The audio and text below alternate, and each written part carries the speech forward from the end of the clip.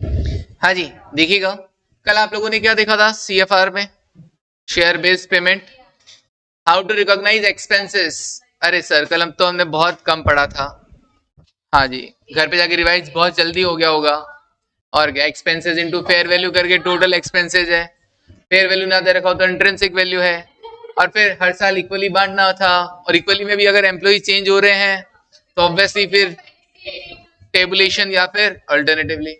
फिर हमने जर्नल देखा। जर्नल में क्या देखा था सर हमने?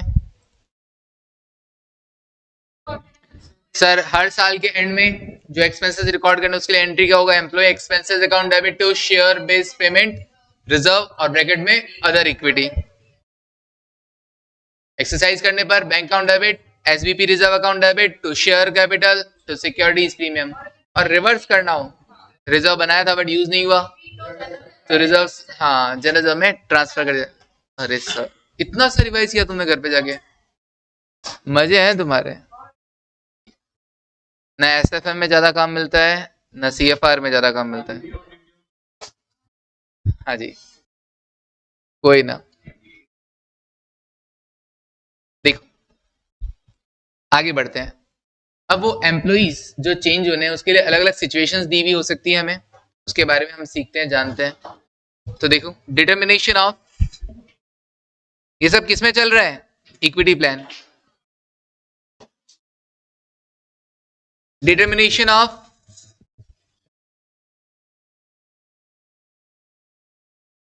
Estimated number of employees. हालांकि ये तो क्या है ना, कॉमन है। एस्टिमेटेड नंबर ऑफ एम्प्लॉइज की जो कैलकुलेशन सीख रहे हैं अभी अपन, वो कॉमन है। Equity plan, cash plan.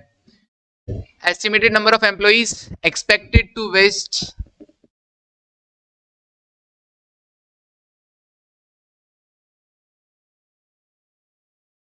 Eight vesting date. तो वेस्टिंग डेट को कितने एम्प्लॉइज एलिजिबल हो जाएंगे शेयर्स लेने के लिए, इसकी calculation. Estimation, okay. Estimated number of employees expected to vest at the vesting date.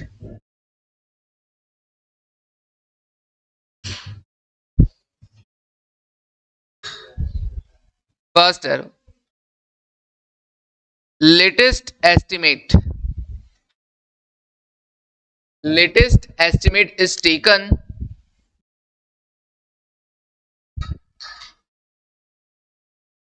at the end of each year.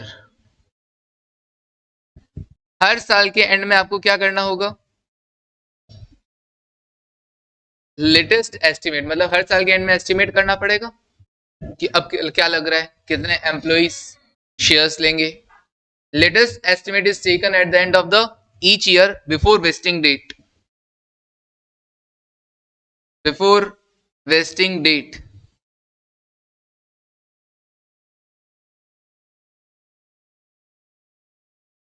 Before vesting date क्यों बोल रहा हूं? वेस्टिंग पीरियड 3 साल था, हाँ। तो पहले साल के एंड में देखेंगे, दूसरे साल के एंड में भी लेटेस्ट एस्टिमेट देखेंगे, लेकिन तीसरे साल का एंड जो कि वेस्टिंग डेट को ही है, उस दिन तो क्या है, उस दिन तो एक्चुअल पता चल जाएगा कि भैया इस दिन हमारे पास एम्प्लॉइज कितने हैं। ओके, तो बिफोर वेस्टिंग डेट तो लेटेस्ट एस्टिमेट देना है, देखना है। और actual actual data is taken for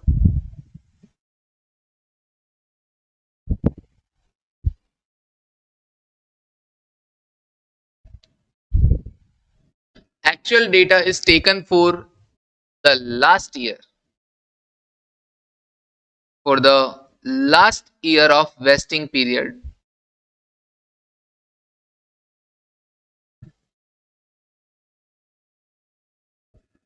For the last year of vesting period, obviously at vesting date.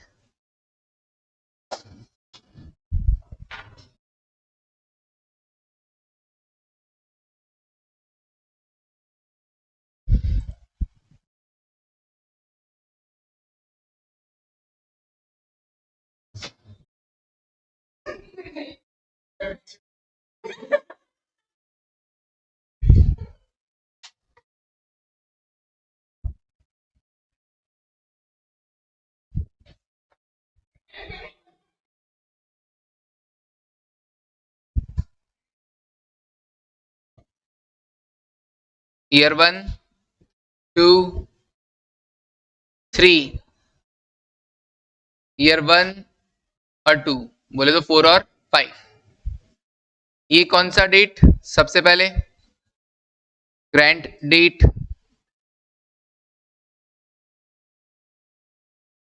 फिर वेस्टिंग डेट और फिर एक्सपायरी डेट। तो यहां फर्स्ट ईयर में तो अपने को क्या करना है, ये ईयर 1, ये ईयर 2, ये ईयर 3, ये ईयर 4 और ईयर 5। तो यहां पर तो अपने को क्या करना है, लेटेस्ट एस्टिमेट एम्प्लॉइज का ना, फेयर वैल्यू का भी क्या, no, fair value at grant date. यहां पर भी क्या करना है, लेटेस्ट एस्टिमेट देखना है, एम्प्लॉइज कितने एक्सरसाइज कर लेंगे, शेयर्स एलिजिबल हो जाएंगे। और यहां पर वेस्टिंग डेट को एक्चुअल डेटा लिख लो, बना लो।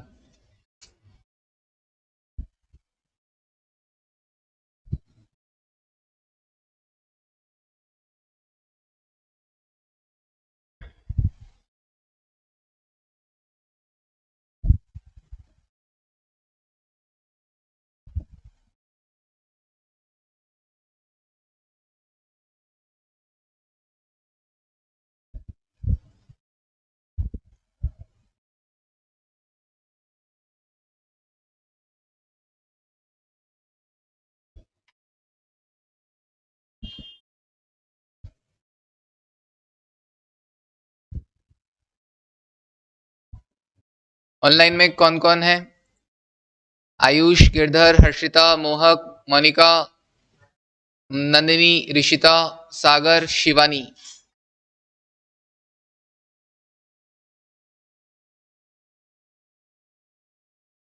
वेरियस केसेस आर, या various situations, one by one. First,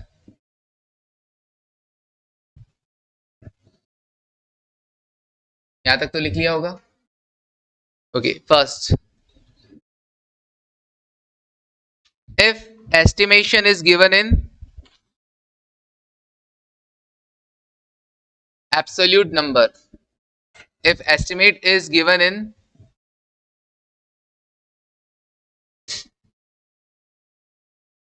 absolute number,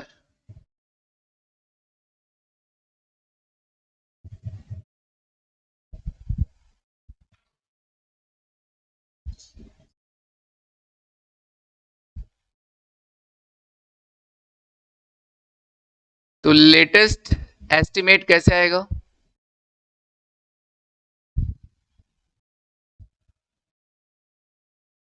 मतलब एम्प्लॉयज के बारे में डेटा दे रखा हो तो क्या क्या डेटा दिया हुआ जा सकता है,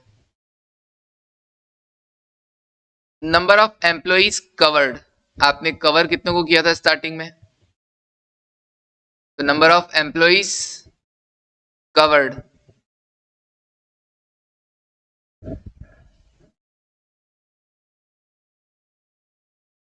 माइनस क्या करेंगे, क्या इस साल कुछ एम्प्लॉयज छोड़ गए होंगे, क्या आपको उनका पता है, हाँ, actual left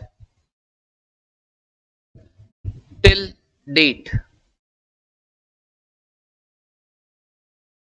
actual employees left till date, और आने वाले सालों में और कितना लग रहा है कि और कितने चले जाएंगे, तो एस्टिमेटेड लेफ्ट,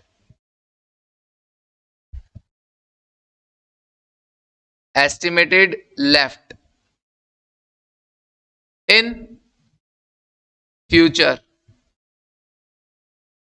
तो इस साल तक जो चले गए, इस साल तक मतलब फर्स्ट ईयर का अगर देख रहे हैं तो फर्स्ट ईयर में कितने चले गए, और सेकंड और थर्ड में और कितने चले जाएंगे। सेकंड में देख रहे हैं, इसका मतलब सेकंड ईयर तक कितने चले गए फर्स्ट और सेकंड में, और थर्ड ईयर में और कितने चले जाएंगे।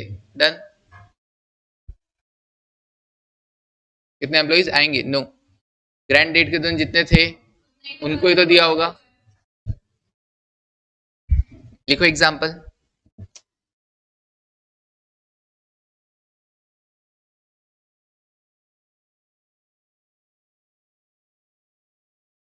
नो। हाँ, number of expected employees to vest, हमको लग रहा है कि कितने एम्प्लॉइज एक्सरसाइज कर लेंगे ऑप्शन को। Number of employees 1000,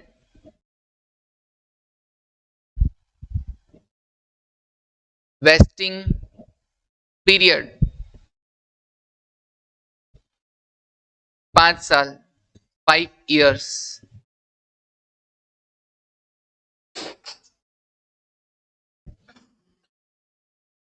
year 1, 2, 3, 4, 5।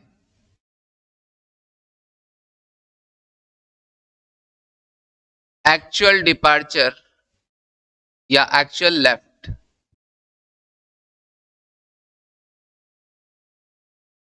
एक कॉलम बना दिया और दूसरा कॉलम बना देंगे एस्टिमेटेड फ्यूचर डिपार्चर या estimated future left.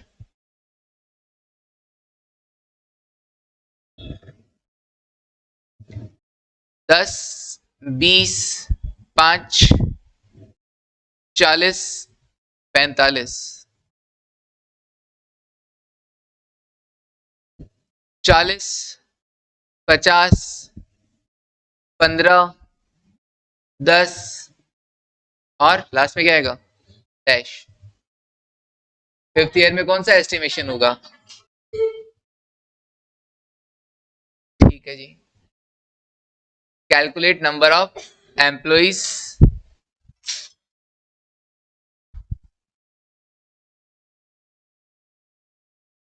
calculate number of employees to vest every year।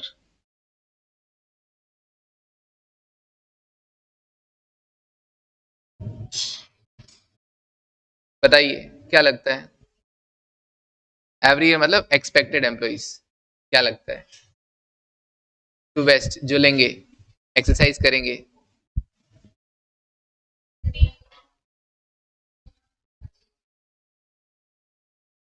First year में लग रहा है स्टार्टिंग कवर कितने थे, 1000, चले कितने गए 10, और लग रहा है 40 और चले जाएंगे, कितना हो गया 950। ईयर 2 1000 माइनस 10 गया पहले साल, 20 गए दूसरे साल, और एक्सपेक्टेड और कितना है दूसरे साल के एंड में 50। ओके, कितना हो गया 920। फिर कवर्ड तो सेम ही रहेगा ना, नहीं नहीं नहीं, कवर्ड तो वही रहेगा ना। स्टार्टिंग में कवर्ड कितना है, स्टार्टिंग से ले रहे हैं, ये देखो ना 10 अपन ने यहाँ पे भी लेस किए, फर्स्ट में भी और सेकंड में भी लेस किए, ठीक है ना। वो फिर तुम कवर्ड या तो लेस करो, 10 पहले लेस करो, फिर उसमें से बात वही रहेगी। ये तुम 1000 में से 10 लेस कर दोगे तो 990 बचेगा, 990 में से इस बार जो गए वो देखोगे वगैरह करोगे, क्या मतलब, ठीक है ना, वही बात आएगी। तीसरा साल 1000 में से पहले साल चले गए थे 10, दूसरे साल चले गए 20, और इस तीसरे साल चले गए हैं 5, और तीसरे साल के एंड में लग रहा है 15 और चले जाएंगे, कितना 950। 1000, 10 पहले साल चले गए, 20 दूसरे साल, 5 तीसरे साल, और चौथे साल कितने गए 40, और क्या लग रहा है 10 और चले जाएंगे 915। ईयर 5 1000, 10 पहले साल गए, 20 दूसरे साल, 5 तीसरे साल, 40 चौथे साल, और इस साल पांचवें साल 45 और चले गए, और क्या लग रहा है कितने चले जाएंगे। अरे सर, हाँ, अब कुछ नहीं जाएंगे एस्टिमेशन, अब तो एक्चुअल डेटा है 880।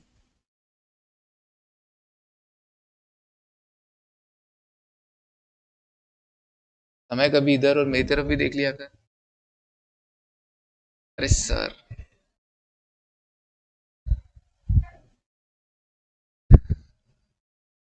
हाँ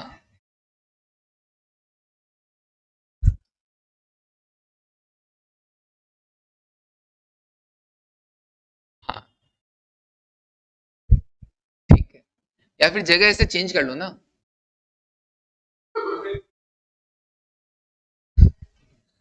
ये देख, ये आज मेरा तेरा मेरा दोनों दुश्मन है। है ना, तभी तो बोल रहा हूँ। चलो देखो, सेकंड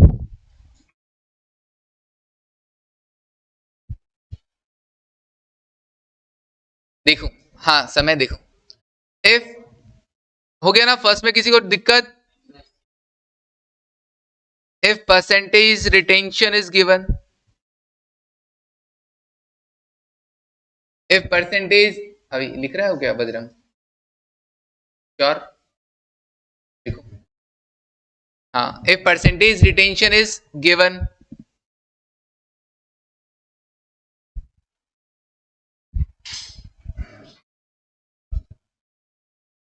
क्या हो गया? हाँ बिल्कुल, this time I agree with Aryan. आयरन, लेटेस्ट एस्टिमेट। ओके, कैसे आएगा? Number of employees covered,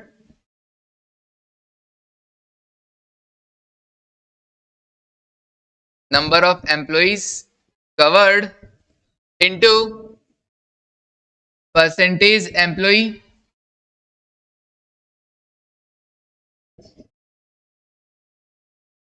percentage employ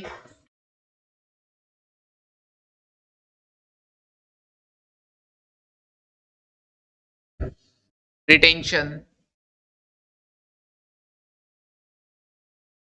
percentage employ retention, dash लगा के फिर और लिखो second point, actual departure is not relevant. ध्यान से करना, ये बहुत इंपॉर्टेंट है, कंफ्यूजन रहता है यहाँ पे। Actual departure is not relevant.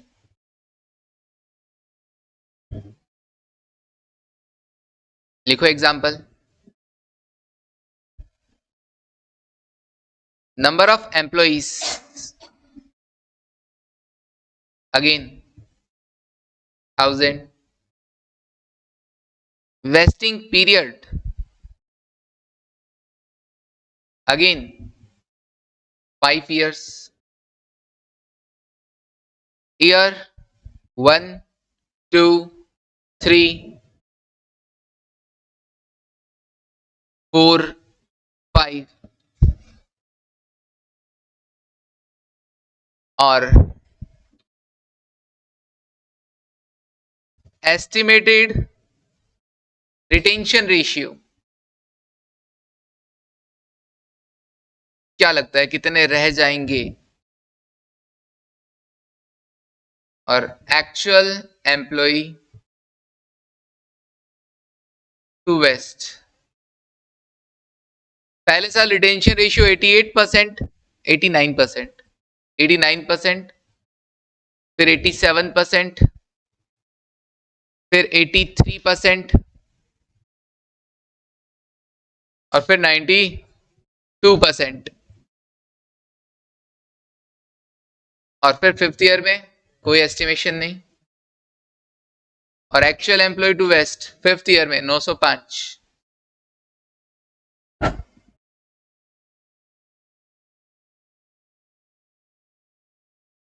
Calculate, क्या करना है? Number of employees to waste,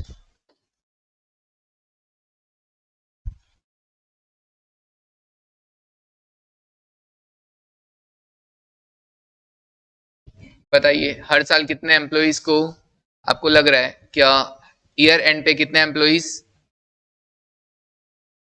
आपको लग रहे हैं कि एलिजिबल हो जाएंगे शेयर्स लेने के लिए? तो ईयर 1 2 3 4 और 5, फर्स्ट में देखो 89% लग रहा है, तो 1000 का 89%, 890। फिर 1000 इंटू 87% कितना हुआ? 870। अरे सर ये कैसे कैसे क्वेश्चंस हैं? इस क्वेश्चन में मैंने दिया नहीं है एक कॉलम और एक्चुअल डिपार्चर का, अगर देता तो उसको इग्नोर कर देते एक्चुअल डिपार्चर को। 920 और लास्ट में 905। दीज फोर्स आर क्या? लेटेस्ट एस्टिमेट उस ईयर की क्लोजिंग पर, और 905 क्या है? Actual data.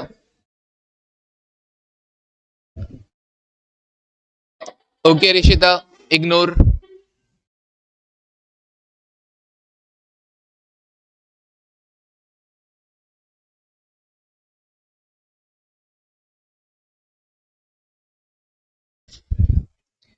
Third number, if percentage departure is given, if percentage departure is given,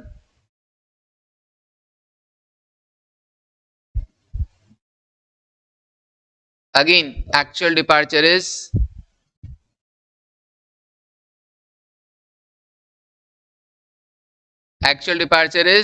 not relevant.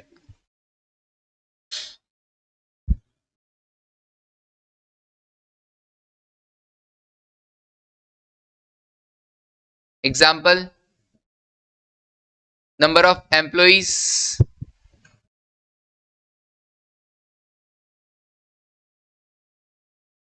again 1000। इस बार वेस्टिंग पीरियड कितना?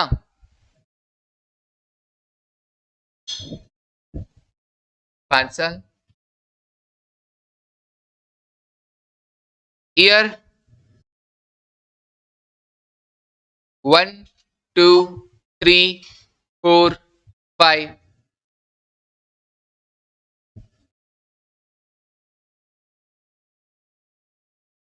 एस्टिमेटेड डिपार्चर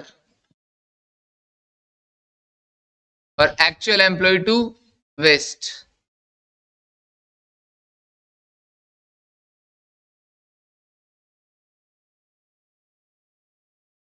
एस्टिमेटेड डिपार्चर, पहले साल आपको लग रहा है पहले साल के एंड में कि 10% लोग छोड़कर चले जाएंगे, दूसरे साल लग रहा है 12% छोड़कर चले जाएंगे, तीसरे साल लग रहा है 8% छोड़कर चले जाएंगे, और चौथे साल लग रहा है 7% छोड़कर चले जाएंगे।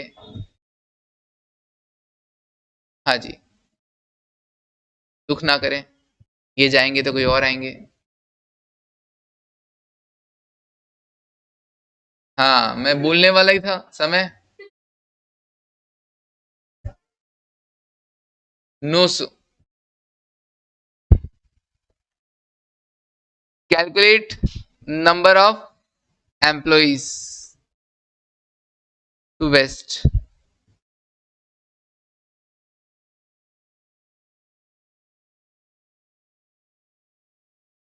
Calculate number of employees to west every year.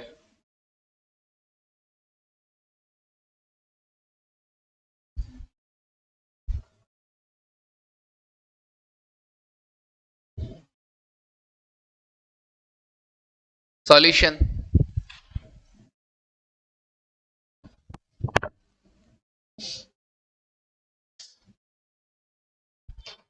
Here 1 2 3 4 and 5।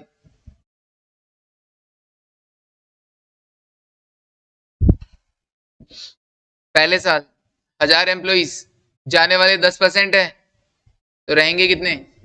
90%, 900। 12% लग रहा है चले जाएंगे, 88% रह जाएंगे। 8% चले जाएंगे, 92% रह जाएंगे। 7% चले जाएंगे तो 93% रह जाएंगे और 900 तो एक्चुअल है ही।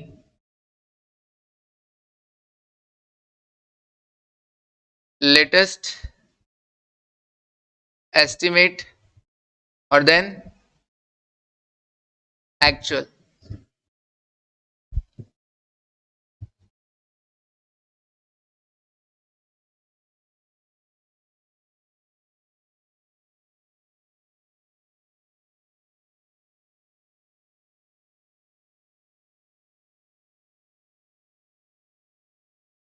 डन।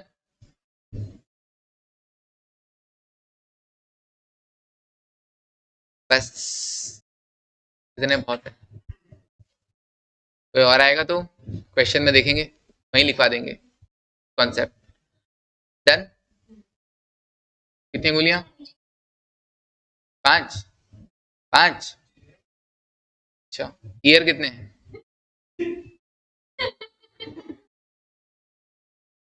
हाँ जी। डन।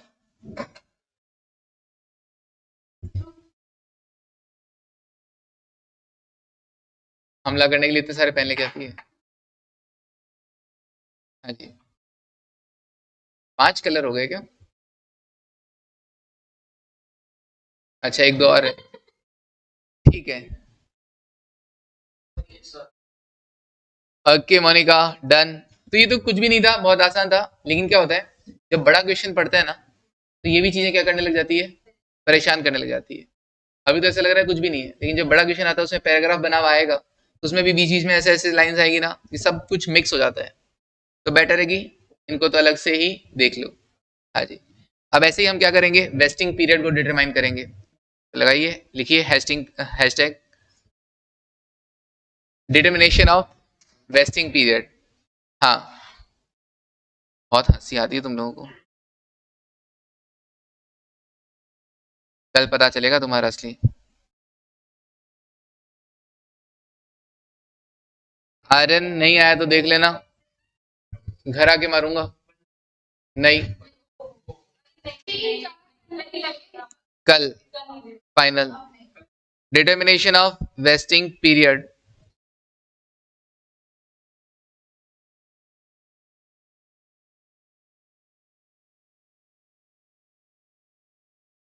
वेस्टिंग पीरियड क्या होता है बजरंग? जिस ड्यूरेशन में अपने को कंडीशन को पूरा करना है। ओके।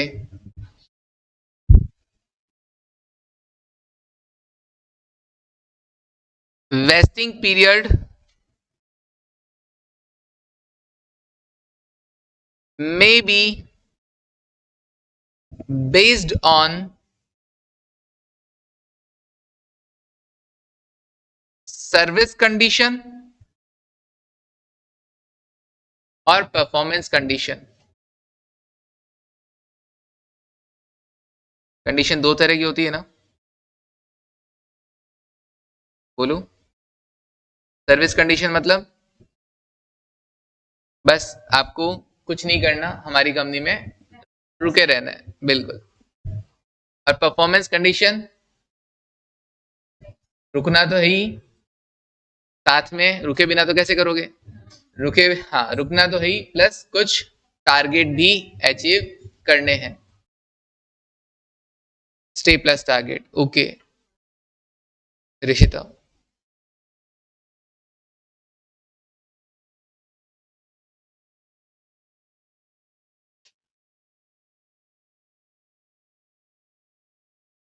फिर if vesting period is based on if vesting period is based on service condition, भैया और कुछ नहीं करना, आप तो बस रुके रह जाना, आपका तो होना ही हमारे लिए काफी है। हाँ, ठीक है। देन पीरियड इज फिक्स्ड, तो क्या लिया जाएगा, वेस्टिंग पीरियड क्या होगा, फिक्स्ड होगा। Then vesting period is fix, पहले से डिसाइडेड है भैया 3 साल रुकना है, मतलब 3 साल वेस्टिंग पीरियड है। अच्छा उसमें फिर हर साल है ना वेस्टिंग पीरियड चेंज नहीं होगा, वेस्टिंग पीरियड फिक्स है, हर साल चेंज नहीं होगा। फर्स्ट ईयर के एंड में भी हमको पता था 3 साल, सेकेंड ईयर में भी पता था 3 साल, और थर्ड ईयर में तो पता ही था 3 साल। ठीक है जी, मतलब 3 साल खत्म बात। Okay next arrow.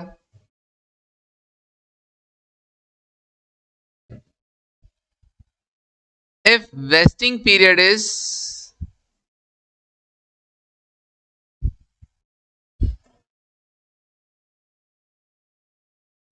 if vesting period is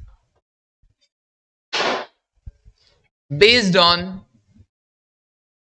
performance condition,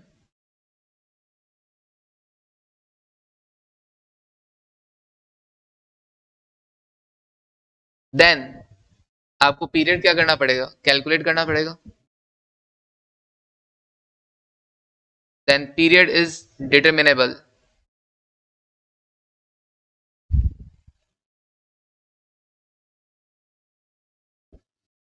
या यहाँ पे ये भी लिख सकते थे period it should be calculated. Performance condition कैसी हो सकती है, performance condition related to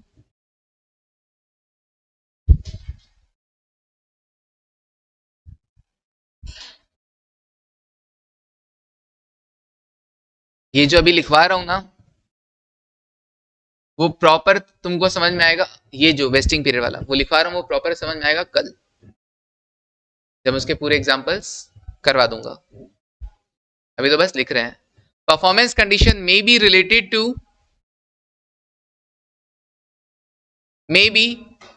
to market price. Market price मतलब हमारी कंपनी का शेयर अभी 50 रुपए है, जिस दिन ये 200 रुपए पहुंच जाएगा आप आना और हमसे शेयर ले जाना। मार्केट कंडीशन हो गया कि नहीं हुआ, मार्केट रिलेटेड कंडीशन, और परफॉर्मेंस भी हो गया, दैट इज परफॉर्मेंस। शेयर का प्राइस क्यों बढ़ेगा, अच्छा परफॉर्म करोगे कंपनी का अर्निंग्स बढ़ेगा तो ऑब्वियसली कंपनी का मार्केट में रेट भी बढ़ेगा, तो कंपनी का मार्केट रेट जब 200 हो जाए आना और शेयर ले जाना, that is performance condition. Okay उसके अलावा भी कंडीशन कौन कौन सी हो सकती है, अर्निंग बेसिस हो गया, मार्केट प्राइस नहीं हुआ अर्निंग बेसिस हो गया, सेल्स बेसिस हो गया, ठीक है ना, ठीक है ना, और पी रेशियो बेसिस हाँ हो गया। हर एम्प्लॉय को अलग अलग नहीं, ऐसा अपने तो नहीं आता है, वो वो अलग चीज है। हाँ बट अभी अपने ऐसे क्वेश्चंस तो नहीं मिलेंगे, ठीक है। तो परफॉर्मेंस कंडीशन में बी रिलेटेड टू, हाँ जी क्या हो गया, कुछ बोलना चाह रहे हो। ओके और अदर फैक्टर्स, और other factors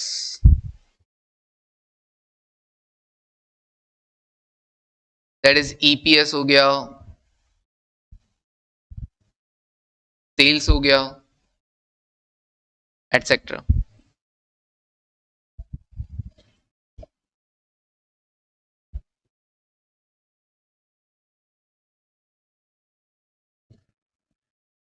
if performance condition related to market price,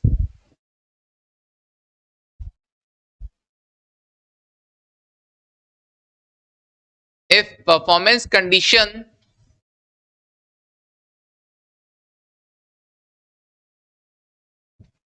is related to market price, अगर मार्केट प्राइस से रिलेटेड है तो तुमको क्या लगता है वेस्टिंग पीरियड क्या होगा, और मार्केट प्राइस का तो पता ही नहीं है सर, कब जाके 50 का 200 होगा, अभी तो कुछ आइडिया ही नहीं है, तो क्या करें, हैव एन आइडिया सर जी, ठीक है ना, आइडिया नहीं है तो आइडिया लगाओ।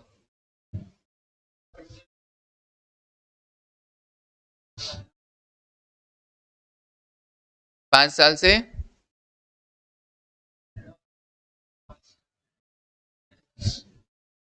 ओके मैक्सिमम पीरियड डिसाइड कर लें या एक टाइम लिमिट दे दें, बिल्कुल बिल्कुल। If performance condition is related to market price तो लिखो first point, when period to satisfy condition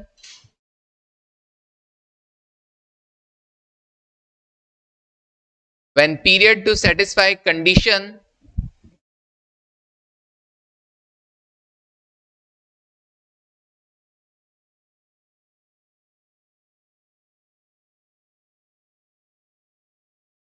is given is given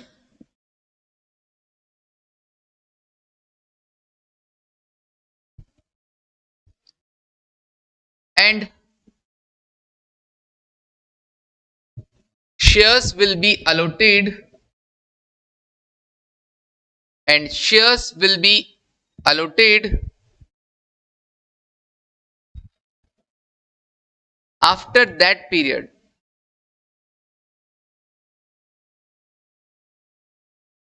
time period दे दिया कि 5 साल 3 साल जो भी है, और उसके बाद आपको क्या कर दिए जाएंगे, शेयर्स दे दिए जाएंगे। 5 साल है, 5 साल में कभी भी आता है तो 5 साल बाद हम आपको क्या करेंगे, शेयर्स दे देंगे।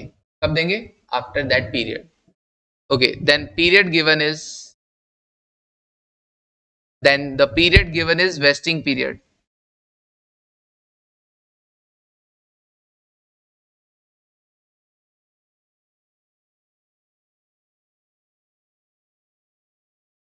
तब तो जो क्वेश्चन में दिया हुआ रहेगा वही वेस्टिंग पीरियड हो जाएगा।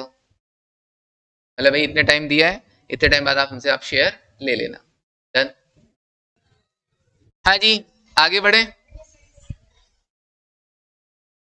तो जब टाइम पीरियड दे रखा हो और ये बोले कि भैया इस टाइम पीरियड के बाद आप शेयर ले लेना, अगर आप टारगेट अचीव कर लेते हो तो वो जो फिक्स टाइम अपने को दे रखा है वही टाइम पीरियड अपने लिए क्या हो जाएगा, वेस्टिंग पीरियड हो जाएगा।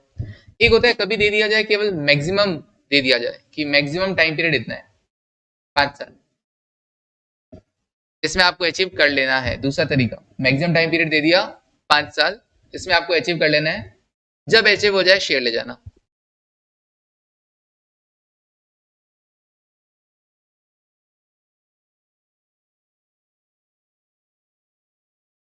हाँ, तो उस केस में क्या होगा, जब हो जाए तब शेयर ले जाना, ठीक है ना। तो उस केस में क्या किया जाए, मैक्सिमम दे दिया, जब हो जाए तब शेयर ले जाना। तो लिखो when maximum period to satisfy, नहीं कभी भी नहीं लेके जाना। हाँ कभी उसमें नहीं, ऐसे नहीं होगा। टारगेट अगर पहले अचीव हो गया ना तो तभी हो जाएगा।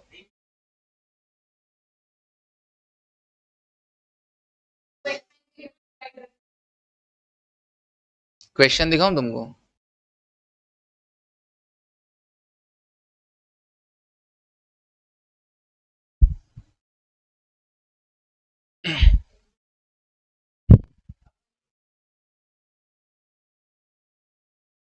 नहीं इसके अंदर भी है, जैसे ये वाला है इसी के अंदर है ये वाली चीज। देखो मैं आपको दिखाता हूँ, सीए का एक क्वेश्चन है, दिखाने की क्या जरूरत है, ये लिखवाऊंगा मैं कल तुमको, अभी तुमको समझा देता हूँ बस।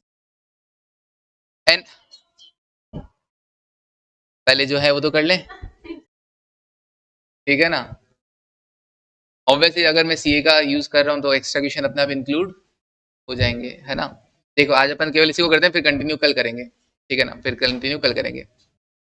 एन एंटिटी पी, सिर्फ रीड करवा रहा हूँ, कल लिखवा दूंगा।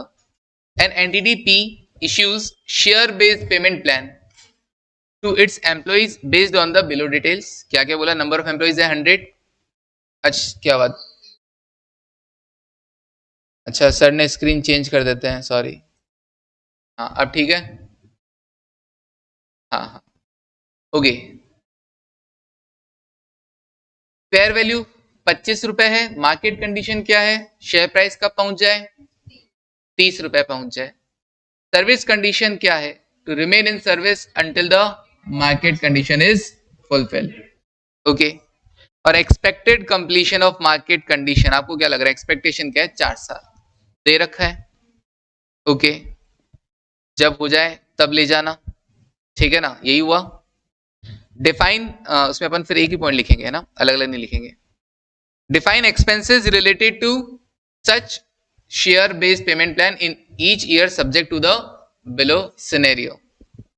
Market condition is fulfilled in the 3 year और market condition is fulfilled in the year 5। भाई 4 साल डिसाइड कर लिया, ठीक है ना। अब 4 में क्या बोला कि हो सकता है अगर 3 में आए, मार्केट कंडीशन 3 में पूरा हो गया तो कैसे करना, और मार्केट कंडीशन अगर 5 में पूरा हो जाए तो कैसे करना। हालांकि स्टार्टिंग में डिसाइड क्या किया था 4, अभी मैं इसी में लिखवा दूंगा आगे। अब क्या करोगे बोलो, एम्प्लॉइज कितने थे 100 एम्प्लॉइज, और फेयर वैल्यू कितना था 25 रुपए। 100 एम्प्लॉइज 25 रुपए फेयर वैल्यू। हर एक ऑप्शन कुछ बोला नहीं तो एक ऑप्शन ही मान लेते हैं। ओके 25 रुपए फेयर वैल्यू, कितना हुआ टोटल एक्सपेंस से देखा जाए तो। ओके 2500, अब 2500 को अपने को डिवाइड करना है। तो इसने क्या कहा, market conditions are required to be considered while calculating fair value at the grant date. ये कंडीशंस पहले आप जान लोगे ग्रांट डेट को क्या क्या पूरी करनी है। However service conditions will be considered as per the expected vesting right to be exercised by the employees and would be re-estimated during vesting period। कोई relevant नहीं, यहां से देखो।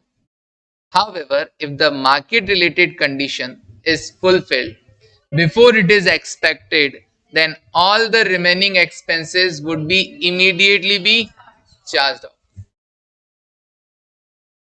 4 साल अपन ने टाइम दिया था, एस्टिमेशन 4 साल था, ठीक है ना। लेकिन अगर 4 साल से पहले हो जाए, क्वेश्चन भाई एस्टिमेशन था 4 तो हम तो 4 के हिसाब से कर रहे थे, लेकिन अगर 4 से पहले ही फुलफिल हो जाए तो क्या करना। तो सारा इमीडिएटली, मतलब मैंने क्या किया, मैंने डिसाइड किया अच्छा 4 फैक्टर्स है ना, नंबर ऑफ एम्प्लॉइज, फिर उसके बाद ऑप्शंस, उसके बाद फेयर वैल्यू और फिर वेस्टिंग पीरियड। तो मुझे लगा 4 साल है, तो पहले साल 1/4, दूसरे साल भी अच्छा एम्प्लॉइज चेंज नहीं हो रहे, मजे की बात, तो हर बार SLM 1/4।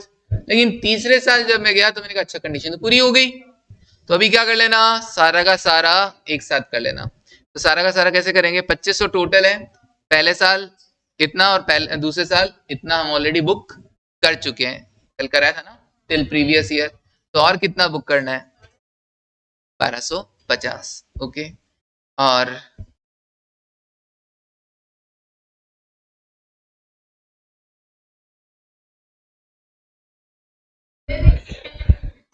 हाँ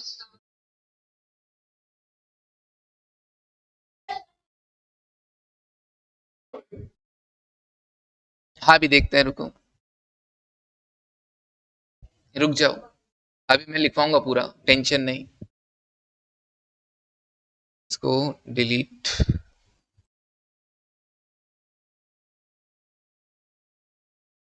हाँ जी देखो, और अगर 5 साल में पूरा होगा तो क्या करना है। हाँ जी भाई 4 साल, अब 5 साल में हो तो कोई दिक्कत नहीं, इसमें यहाँ लिखा हुआ है क्या करना है। इफ मार्केट रिलेटेड, इस पे लिखने में बहुत दिक्कत आता है। If market related condition takes longer than the expected period then original expected period will be followed. फिर आप 4 साल में क्या कर देना, बिल्कुल डन। तो अब ये 2 लाइन्स और लिख लेते हैं हम हमारे यहाँ पे फटाफट से। तो अभी देखो यहाँ पे क्या हो रहा है, 4 साल में अलोकेट कर दिया गया है, ये 2 लाइन्स हमें और लिखनी है, लिख लो।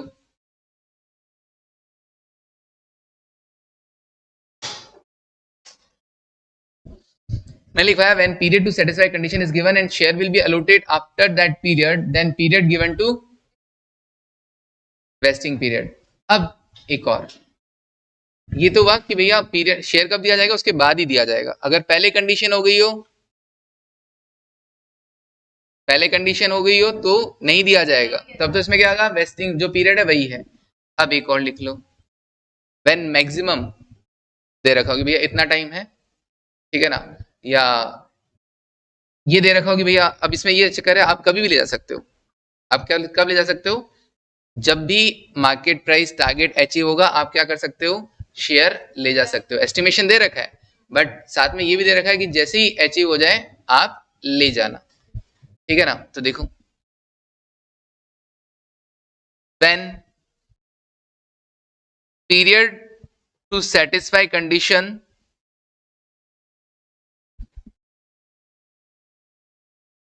इज गिवन, जैसे इस क्वेश्चन में था दे रखा था पीरियड टू सेटिस्फाई, ये पीरियड तो क्या एक्सपेक्टेड है ना, एस्टिमेटेड है,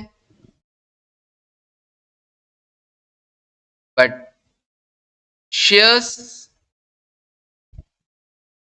will be allotted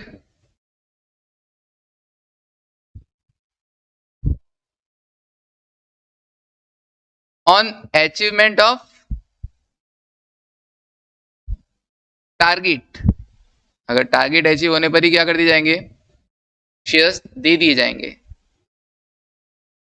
then depend करेगा टारगेट कब पूरा हो रहा है। Then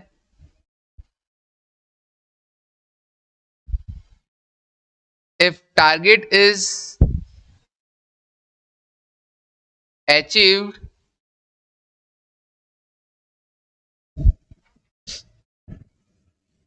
is equals to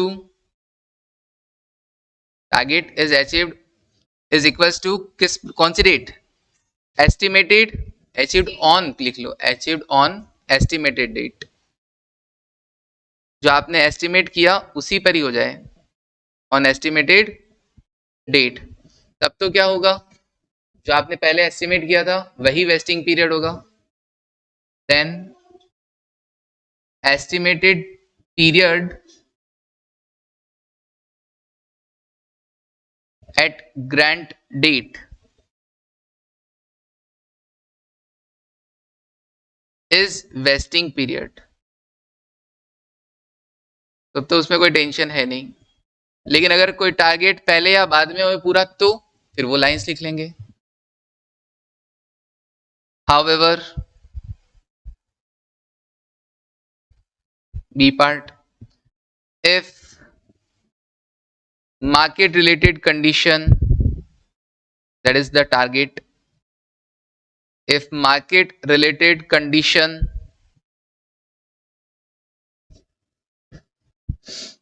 is fulfilled,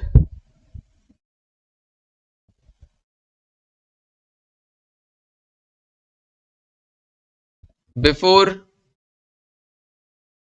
it is expected, before it is expected,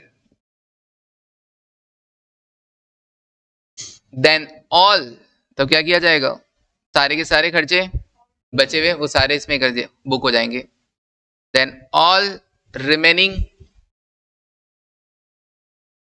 expenses would immediately be charged off।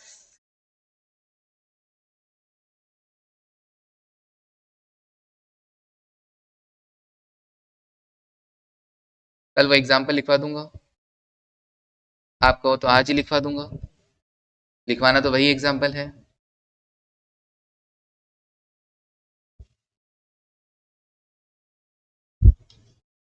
एक पॉइंट और है ना, अगर बाद में हो तो ऊपर वाला ही होगा। हाँ, if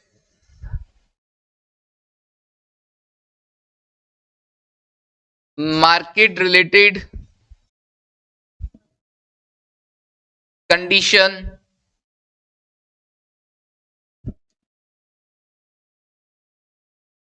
takes longer than the expected period, longer than the expected period, जितना सोचा था उससे ज्यादा टाइम ले लिया,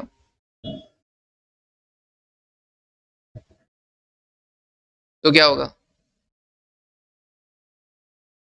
तो जो आपने ओरिजिनल सोचा था, then original expected period will be followed.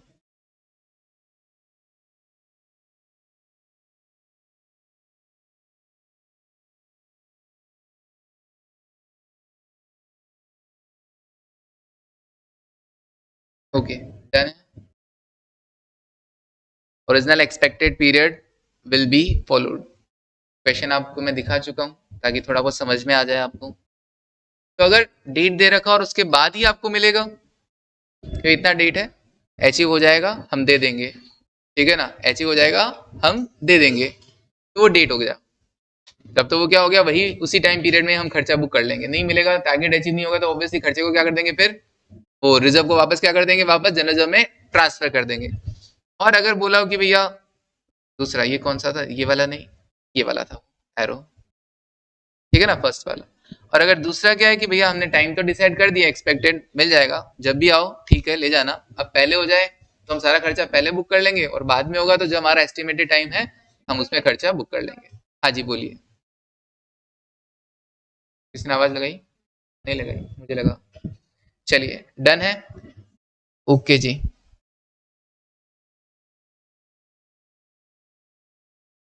हाँ उसमें ऑप्शन में दे दिया था ना, उसमें ये भी नहीं बोला था कि मैक्सिमम इतना ही है, ठीक है ना। 4 पीरियड, 4 साल एस्टिमेशन था।